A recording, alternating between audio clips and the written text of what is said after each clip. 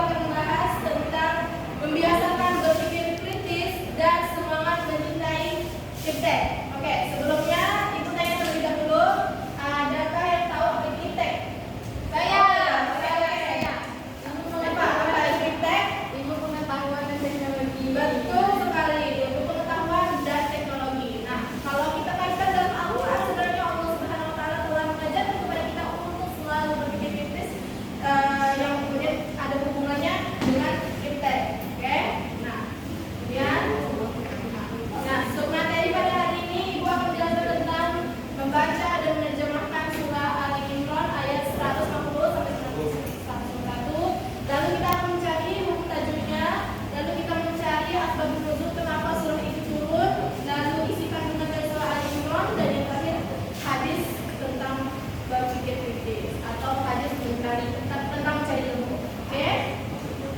Nah, ini untuk Quran surah Ali Imran ayat 150 sampai 161. Ini ada yang sukarelawan yang mau membaca surah Ali Imran 150 sampai 161. Dua orang lah. Dua orang ada yang mau? Sampai coba. Oh, satu nih. Ayo, kamu. Yanti. Nanti mau baca. Ayo, udah. Apa? Pantu. Ayo, nanti tunjuk nih. Tunjuk ya. Yanti lah. Cewek dulu, habis itu cowok ya. Ya. Surah Ali Imran ayat 150. 91 sampai 3, Bu. Oke.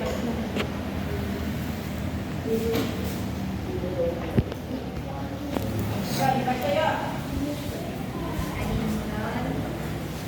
Masuk. Ayat 191.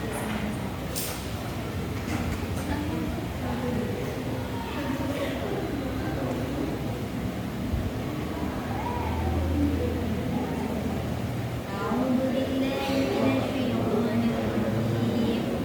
Siap-siap semuanya.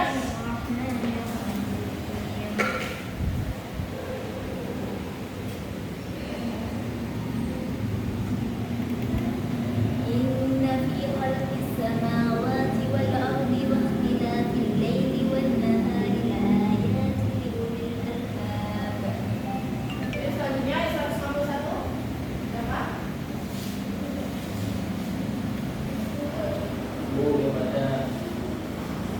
Udah, Bu, semuanya kalian. Ayo, apa, ayo. Tunjuk nih ya. Tunjuk, Bu. Tunjuk ya. Tadi cewek udah, semua clear ya. Fajar, oke. Fajar yang maju, baca. Alladzina yadhkuruna Allaha qiyaman wa qu'udan wa 'ala junubihim wa yatafakkaruna fi khalqis samawati wal ardi rabbana ma khalaqta hadza batila subhanaka faqina 'adzaban nar. Shadaqallahu 'azim. Selanjutnya untuk terjemahannya ya, yuk kita baca sama-sama Quran surah Ali Imran ayat 150. Ya, Bismillahirrahmanirrahim.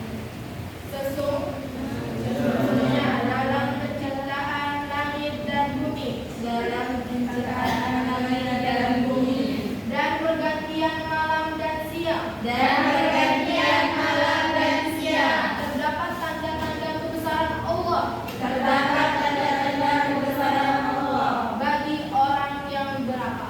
Bagi orang yang berakal, yaitu orang-orang yang mengingat Allah sambil berdiri, duduk atau dalam keadaan berbaring. Ya, coba ikutin.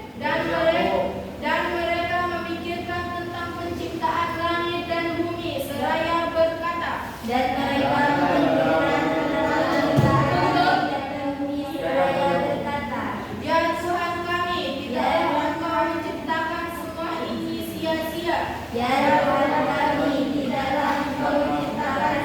ini sia-sia.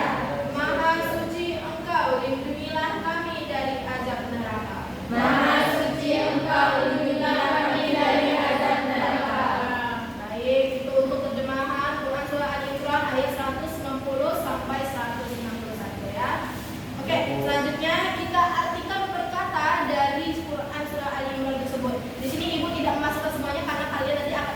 bertugas untuk mencari satu persatu ya yang tidak dimasukkan. Oke ya, terutama yang cowok ya, dua-duanya yang cewek ibu hanya masuk satu ayat, yang cowok dua-duanya ya. Oke, nah yang pertama adalah berdiri. Qiyama, yuk sebutkan sama-sama. Qiyama. Artinya berdiri. Yang kedua, waquda. Artinya duduk.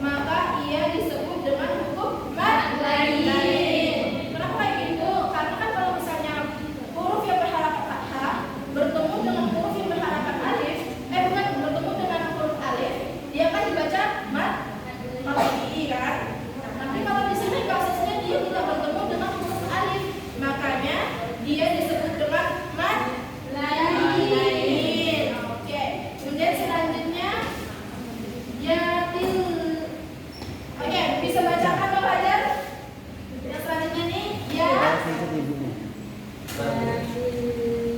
Buka lah. Ya benar Bu. Ya. Makan Bu.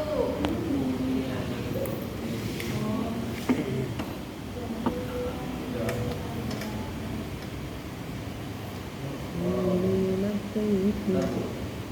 Dalam Bilaguna itu Bu. Bukan, saya minta baca nama basnya Bang Fajar.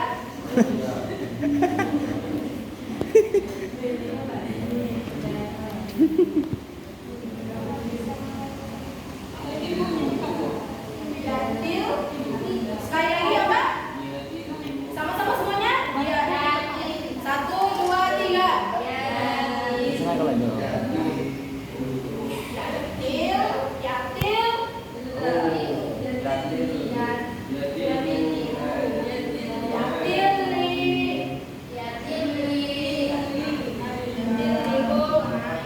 Maaf ya, tulisan harapannya agak aneh, bawaan komputer. Nah, di sini yang hukumnya Ibu sebutkan idgham bila guna. Kenapa idgham bila guna? Karena bisa kita tengok nih sama-sama. Di situ ada huruf ta berharap apa nih? Bergabung dengan huruf Lam. Apabila ada tanwin bertemu dengan huruf la, maka dia disebut dengan hukum idgham bila guna. Betul sekali. Oke. Tidak selain huruf la, ada huruf yang lain. Ada yang tahu huruf idgham bila guna? Iya, betul sekali.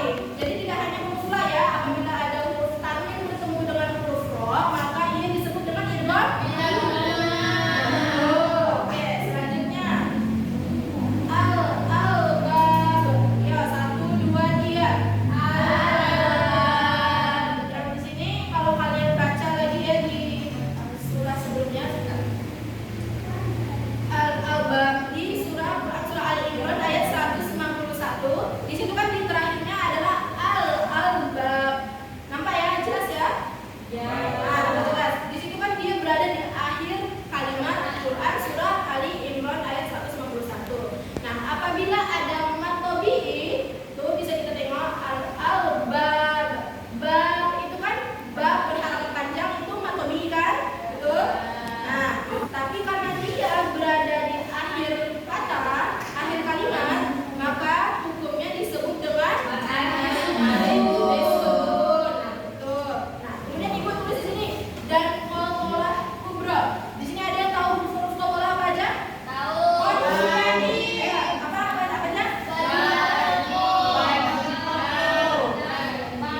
Jim, Mbak, Jim. Oke, baju di. Nah, di sini kita baca al-bab, bab. Di situ kan di stop kan, banyak bacaannya memantul dan dia berada di akhir kalimat. Nah, apabila ada qalqalah di akhir kalimat, maka dia disebut dengan qalqalah kubra. Dan sebenarnya enggak hanya di akhir kalimat ya, qalqalah kubra itu tidak bisa dikatakan dia adalah qalqalah yang di akhir kalimat. Tapi qalqalah kubra adalah qalqalah yang tidak asli. Ustaz saya tidak asli karena dia diberhentikan di akhir kalimat. Oke, selanjutnya identifikasi tajwid di Quran surah Al-Imran ayat 161. Oke, kita baca sama-sama. Yang pertama, kuruna.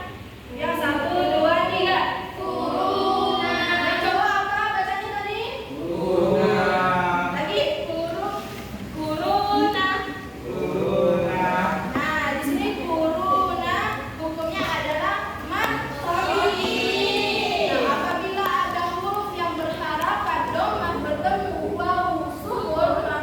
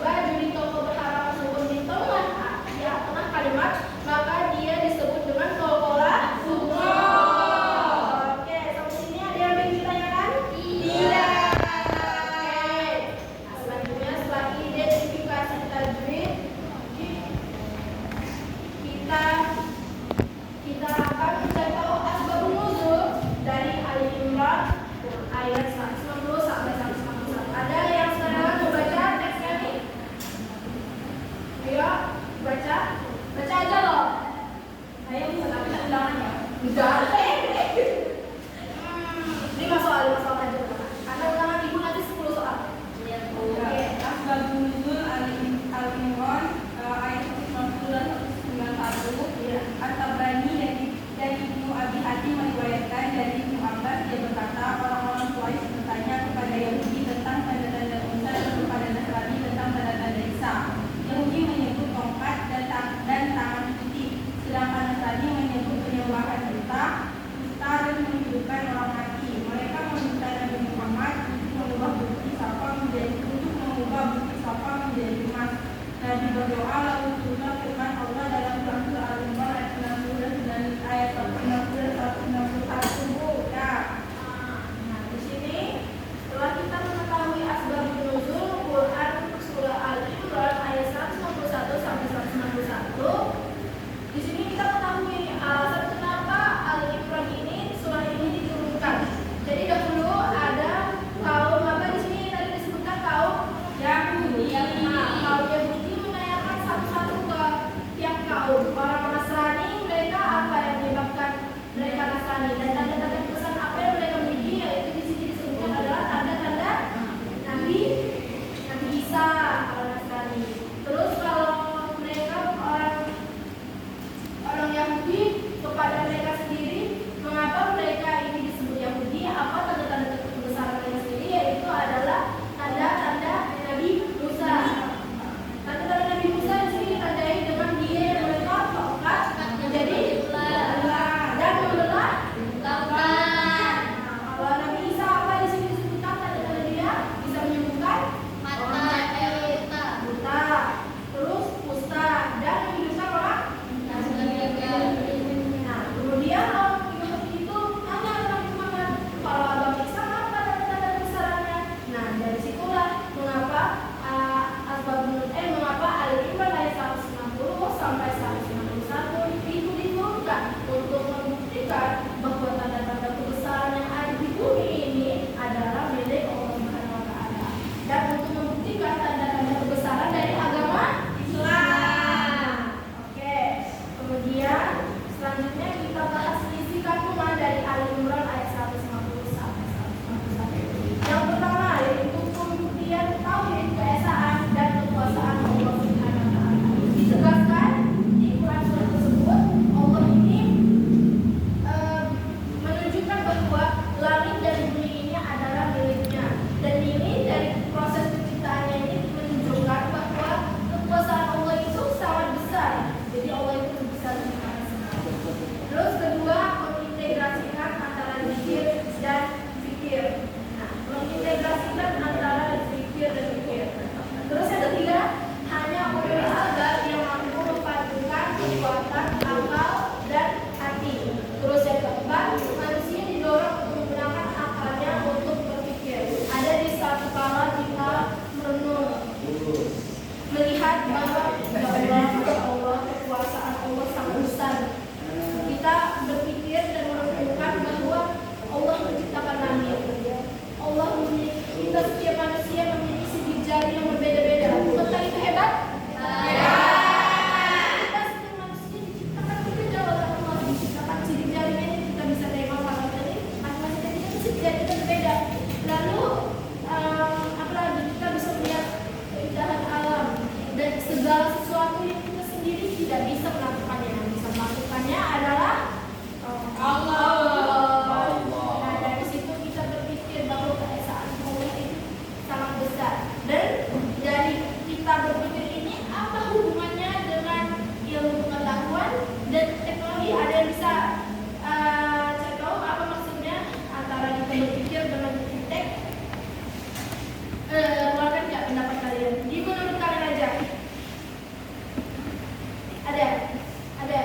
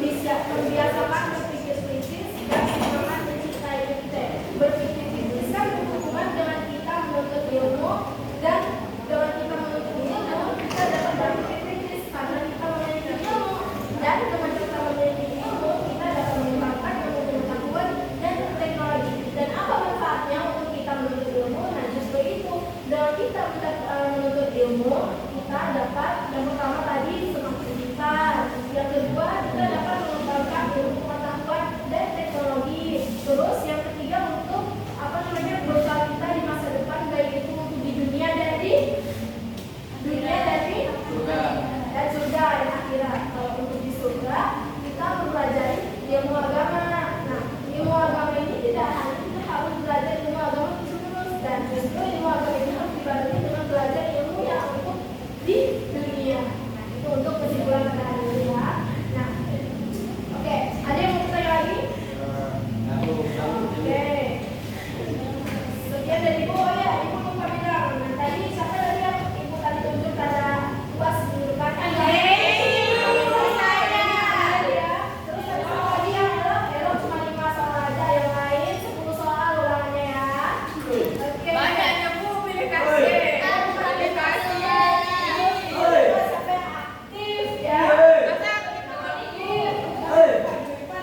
Ya pokoknya gini aja biar adil ya.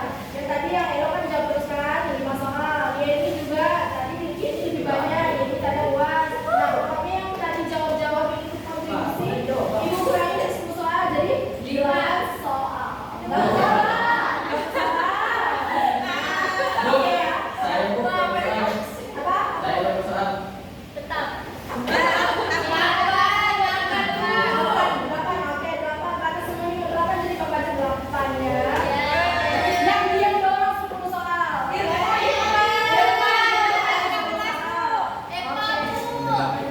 Oh ya aku saja. Nah sekian. Oke sekian dari pertemuan kali ini. Semoga bermanfaat dan jangan lupa dibaca-baca lagi ya tentang materi pada hari ini biar kalian ya. Oke sekian dari Ibu. Wassalamualaikum warahmatullahi wabarakatuh. Waalaikumsalam warahmatullahi wabarakatuh. Terima kasih Bu. Sama. Yang